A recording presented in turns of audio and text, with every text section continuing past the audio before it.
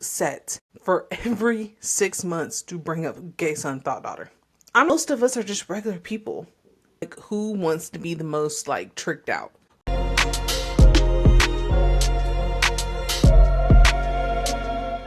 Everyone, welcome back to another episode of Okay, I Said Too Much podcast.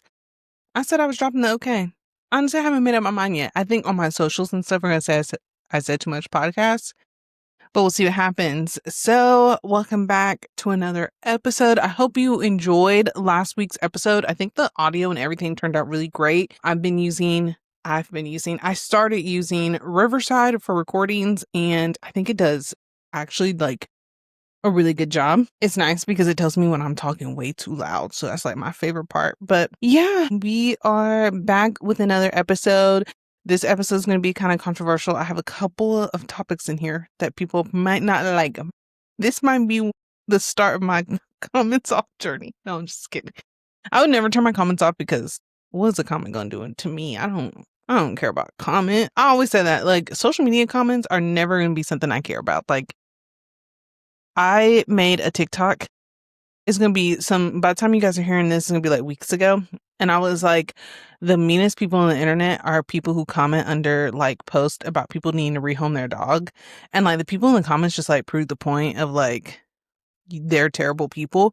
And I'm just like, y'all are just mean. I told this one girl, I was like, you just want to be mean. So I'm just going to let you have it. Like, because one thing I realized about myself, and I guess this goes into like what we're talking about today, but like one thing I realized about myself is I feel like I've taken not caring to the extreme. Like there's not many things that I'm like, oh my God, I care so deeply about that. Like that I have to comment something negative. Like, of course, if people are like, I don't know how much you can say on YouTube. This is like my first time like being on YouTube. But like, of course, if you're like rapists, murderers, pedophiles, like, of course, like then yeah, you're the scum of the earth. Then I would comment all the mean things, but I just don't care. Most things that people do in their day-to-day life, I do not care about enough to comment and say something mean about. Yeah.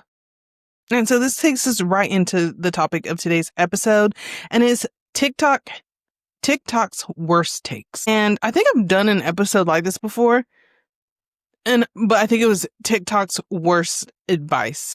But this is TikTok's worst takes. And I say this because, yeah, I've made a TikTok about this.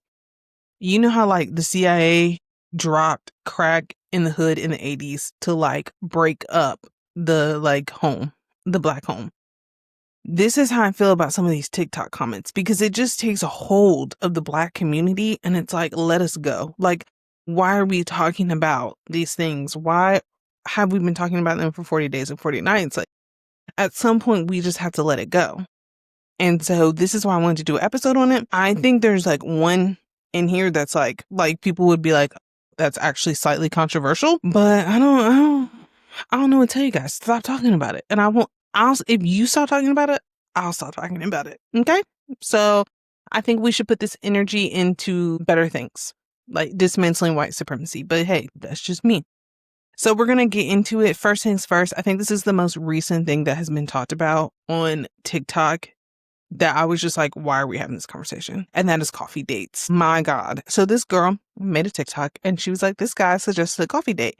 And I said no. And now I am at McAllister's taking myself out to eat. This is probably just as bad as the cheesecake conversation when that girl wouldn't get out the car because that man took her to Cheesecake Factory for a date.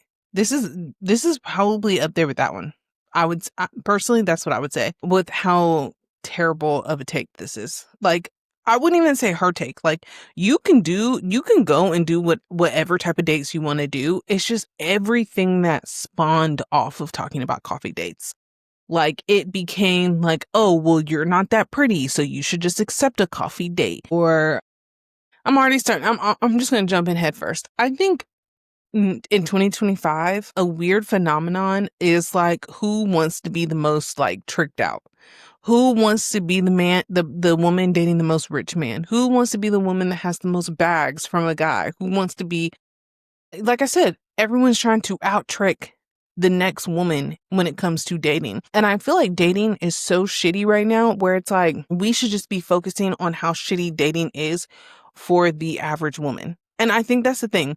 These conversations are being like are taking place, and a lot of it is just not conducive to the average woman. And I think it goes to like not even just not only like who wants to be the most tricked out, but like also everyone wants to be an influencer. Everyone wants to be doing this. Everyone wants to be doing that. And so it's like, well, of course I can't date an average man with a 9 to 5. That would just be absolutely fucking insane.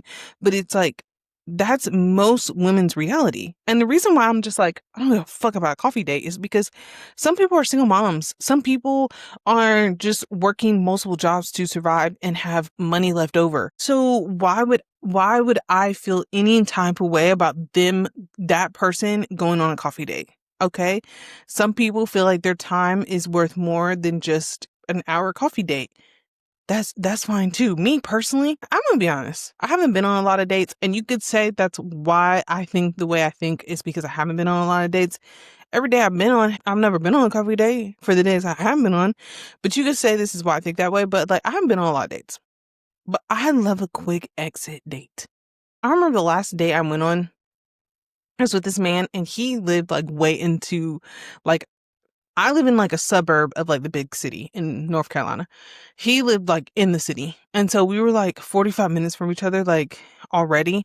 And so he picked a restaurant that was closer to him and I drove. That's to me, that's not a quick exit.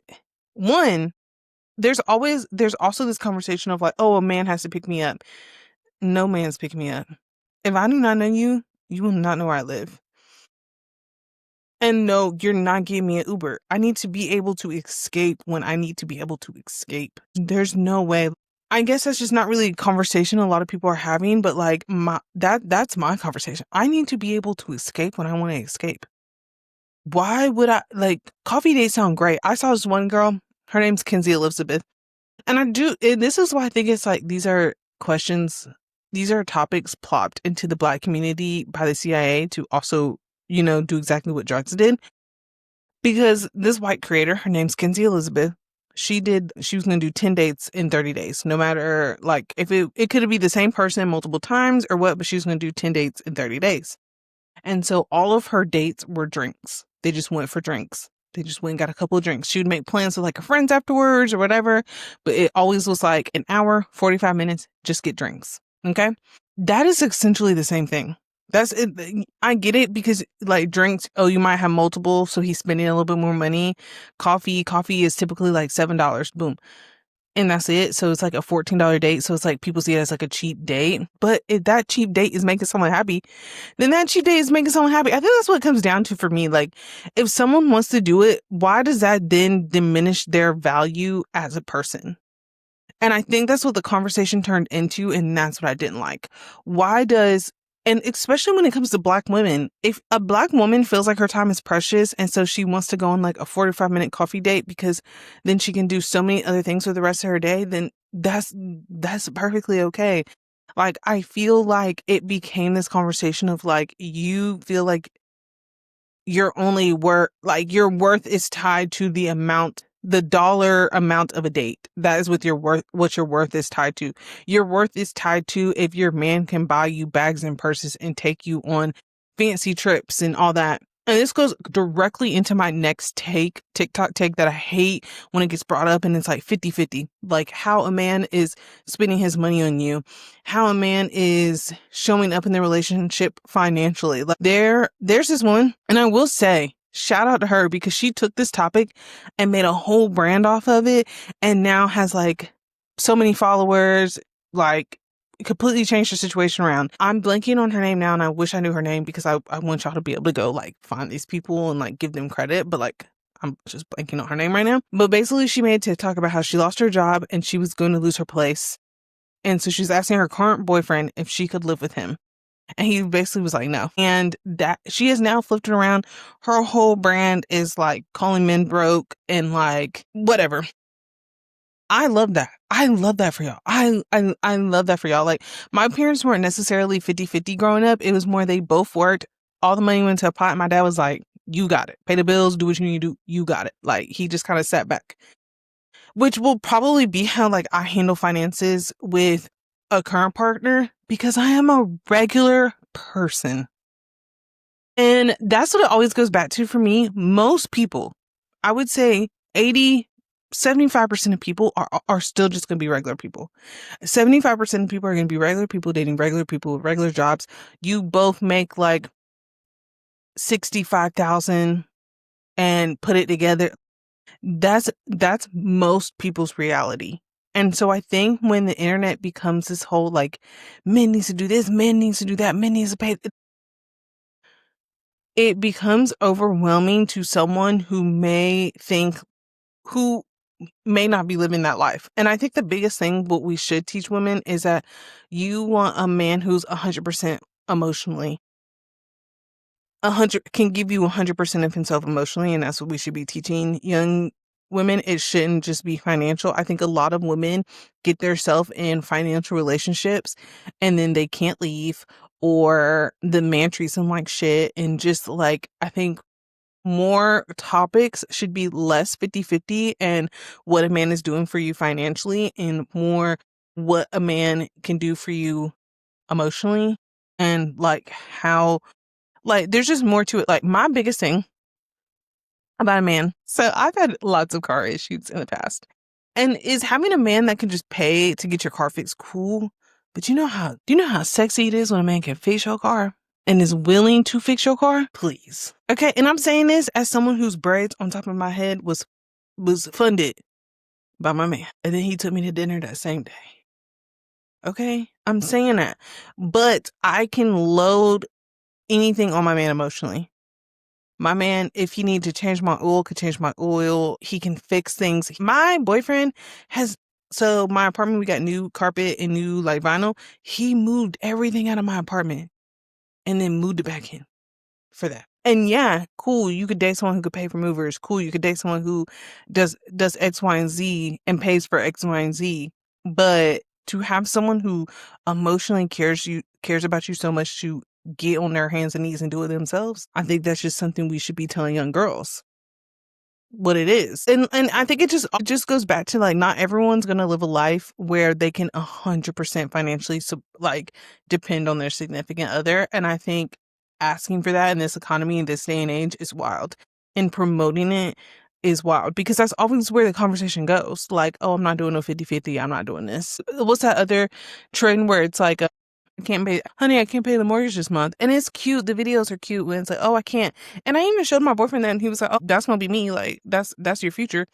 And like, that's awesome. That's cool. And that's definitely what you should go for. I'm telling you, I'm not saying in lieu of 50-50, we should be financially like uplifting a man. Trust me, I'm not doing that. But I think the 50-50 conversation just gets lost in like unrealistic worldly expectations.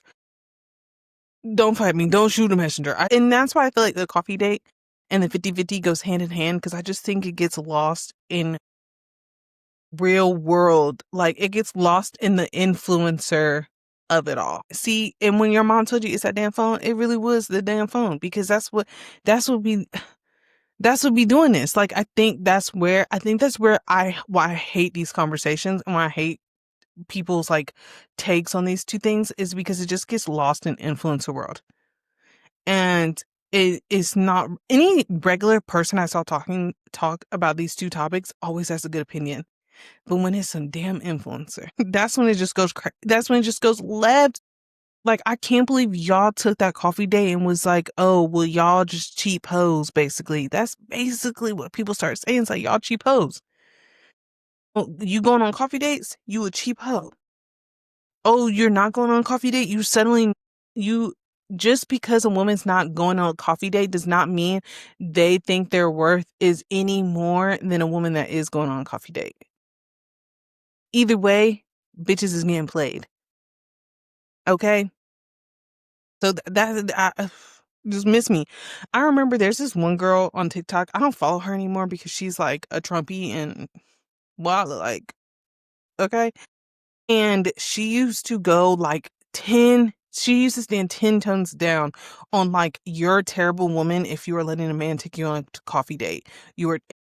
She was a stripper. She dated nothing but like people with money. Was she a stripper? I think she started as like a bottle girl bartender, and then she eventually became a stripper. And she's like one of those like, you are a terrible woman if you're letting a man take you on a coffee date. You're a terrible woman if you're not letting a man like pay for it. These are regular people you're talking to. Your audience is mostly regular people. Your audience median income is maybe 65,000, maybe 70, if that. It's like y'all forget that we're basically in a recession. And that's why I just can't take either one of those topics serious, because it's like y'all forget that like people out here are struggling. Okay, let's move on to the next. And this goes, it's so perfectly, I perfectly lay up all my next topics. Like I really hit myself to lay up every single time. And speaking on today's economy and everything that's going on in the world, do you know what take I hate? Do you know what these thought processes are taking over TikTok? And I wish you could mute words and sounds and everything on TikTok. So I did have to see this. The leftist agenda. You leftists, your brain is rotten. Your brain is rotten, okay? As someone who, I would say I'm a liberal, of course, 100% liberal, Democrat, vote Democrat, blue all the way down the ticket. What else?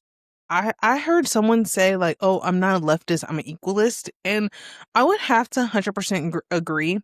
And the reason why I hate TikTok's take on the leftist agenda is because y'all will let one worldly issue burn us all down to the ground. And I think, oof, I don't know if I want to go into this yet, but I feel like what is happening in Palestine because of Israel has become such a hot topic and such a like, you have to feel a certain way or you're going to get canceled topic, that now people are looking at you and you have to be a leftist.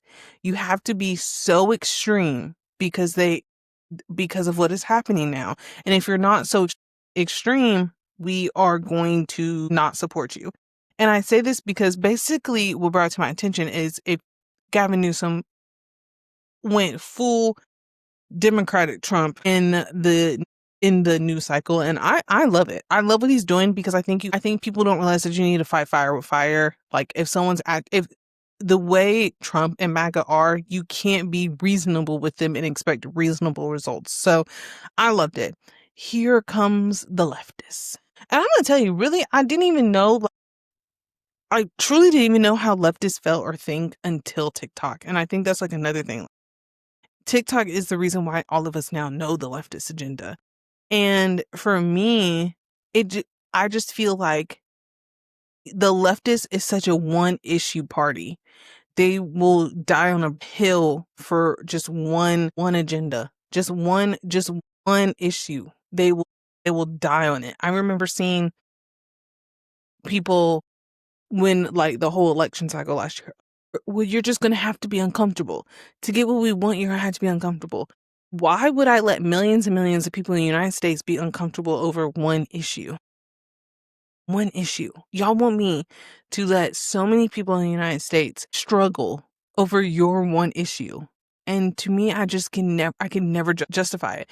And then they have to do the purity politics. Well, we need the perfect candidate. And then they can't even tell you a candidate. Oh, well, we don't need to pick a candidate yet. The next election is until 2028. If you don't think that you need a candidate right now, you're crazy. We need a candidate.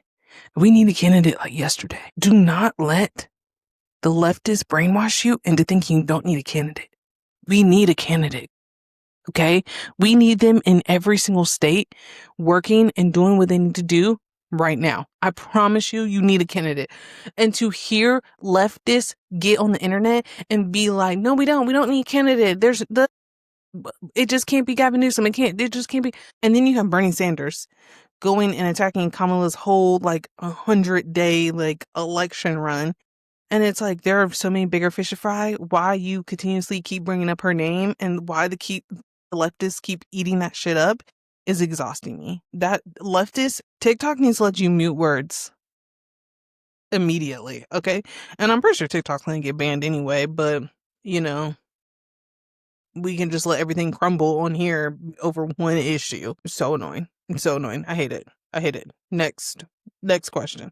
This one is a oldie but a goodie. If you have been on Twitter for any amount of time, you have heard this take. You have heard people beat this into the ground, and it has infiltrated TikTok. It's infiltrated TikTok in a very funny way. Like, I love that people are like making jokes about this now. But if you have been on Twitter while it was Twitter, before all of that, while it was when it was still the blue icon, you will know the good old gay son versus thought daughter. This is so unserious, but like when I was like going through all the topics in my head, I was like, I have to talk about this. This is so funny. And this is like one of those topics where I'm like, this is the CIA.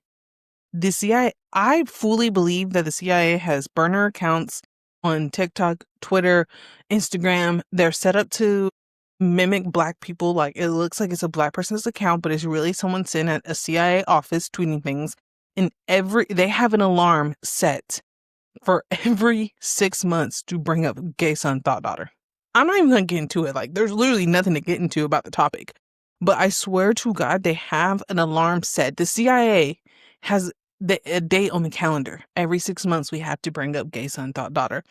And y'all run it into the ground every single time it gets brought up. And like I said, I'm so thankful that TikTok has like made it like funny now, and into we can all hee ha ha about it. But y'all, this is what I mean when I say these topics are like crack in the 80s. This topic is them boys, okay? That is them boys trying to distract us from other things. And I think it always comes out at the perfect time. I think it always comes out when we are trying to be like, when we're really getting together, when we're really in it together, getting our minds right. The CIA tweets gay son, thought daughter. Every single time. I promise you. We need to let it go. We cannot entertain this topic anymore. We can't do it, okay? Going into 2026, I never want to see another argument about gay son, thought daughter. Because then I always think about, what about if I get a red pill son? My God. Could you imagine? There's actually videos. I think you can find videos about that on like TikTok and stuff, about how people are like, I found out my son was like red pill, or I found out my brother was red pill, blase, blase. Like, now that's a worry. That's a fear. Gay son, thought daughter, I don't care. I really don't care. Okay? They're trying to keep us divided. And it's so funny because they're trying to I feel like it's the CIA trying to keep us divided with conservative topics. Like, we're playing right into the conservative right when we argue gay son, thought daughter. I didn't think this episode would be so political, but when you really think about it, it is, because like I said, I think it's just it's a scheme Todd set up by the CIA. If I really had to like question it, that's what's happening. My next topic is a topic I'm very passionate about. I'm actually was just like commenting on natural hairstylists' TikTok about this today. And it's braids are not a protective style. And this is just the topic, but like there's so much more to this topic that I want to talk about. And it's just the policing of Black women's natural hair. I have seen, now more than ever, a conversation of what you can and cannot do with your natural hair. And when I tell you, and I made a TikTok about this, these are all things, for the most part, that I've made TikToks about. And it's the Black community right now has such a hold on this idea of length retention. It's like they cannot focus on anything else but length retention. And so I think that's how all these conversations started, and how all of them spawned, was this idea of, what do I do to retain length? And so it was like, braids are not a protective style. Braids are eating your hair up. The reason you can't retain length is because you get braids all summer, and then when the wintertime comes, or I saw one person that was like, oh, let me stop doing that with my hair, because there's a take in this topic that I have to talk about too as well. But it's like, oh, your silk pressed suck all winter because you get braids all summer. And it's always funny to me, because when I see people pushing these agendas about length retention, which you can and can't do to your hair, the main thing they do with natural hair for Black women is straighten it. Like, there was even this one lady, she's a natural hair specialist, but all I've ever seen her do is silk presses. And she was like, wash and goes are terrible for your hair. What? And now I get it. I think my biggest thing with this take is that it's like, you should just do what works for your hair. You should do it what works for your hair type. And like that's going to be different for literally everyone because everyone has so many factors that go into like what works for their hair. So like my hair, I'm like 4B, 4C, thick, high density, but the strands themselves are fine and I have low porosity hair. So basically, my hair is just dry as shit. But the good thing is that it can take a beating because I have high density. And I have high density but low porosity fine strands. So no, I can't do wash and goes. No, wash and goes literally are probably the worst thing for my hair. But someone that has a completely different hair type than me can do wash and goes every single day and their hair flourish. Me personally being a stretch natural, blow drying my hair and then styling it is usually what's best for me because then I don't get as many fairy knots and I forgot the word I'm looking for, mainly fairy knots. I don't get as many fairy knots that way. So it's like, yeah, it's just there's just so much policing on Black women's hair. And I remember when the natural hair movement came around, I think I was like in high school at the time. And I feel like at the time, the natural hair movement was like, okay, please get your hand out of Black women's hair. We're going to stop straightening it to make you feel better. We're going to do what we want to do. We're going to wear how we want to wear it. And that's it, point blank. And now I feel like that's flipped and it's like, how can I get my hair as long as possible? How can I retain as much length? So what can I do to my hair? And then these natural stylists get on here and tell you, you can do nothing to your hair. And people eat it up. There's so many times I see TikToks where people are like, they told me all I could do is mini twist to grow my hair. So all I do is mini twist. Mini braids. No, I'm no longer getting braids anymore. And y'all see me, I got a head full of braids right now. Because I had to break up with this idea of length retention because when you really look at it, why is length retention the goal? Like, why are we harping down on length retention? But it just like what like I'm just never understood this like obsession with it. Like I get it.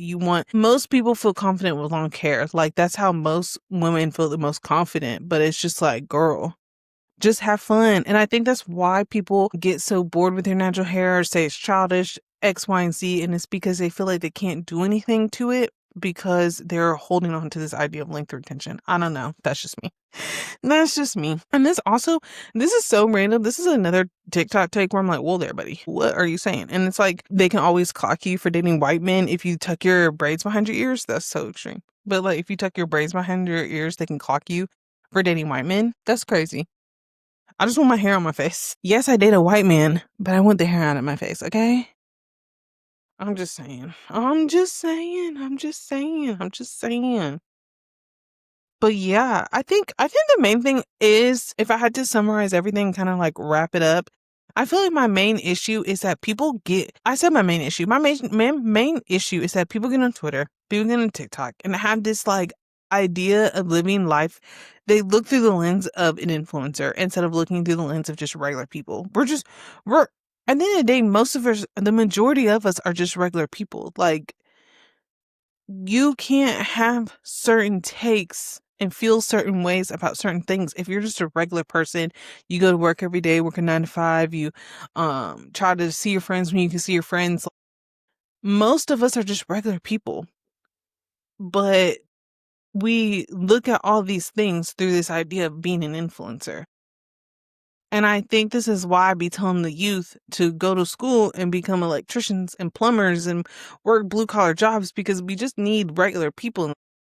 Not all of us can be influencers. Not all of us can live these lives where it's like you don't have to go into a job 24/7. You don't have to do this, you don't have to do that. Because I feel like that's where some of these stupid ass takes come from.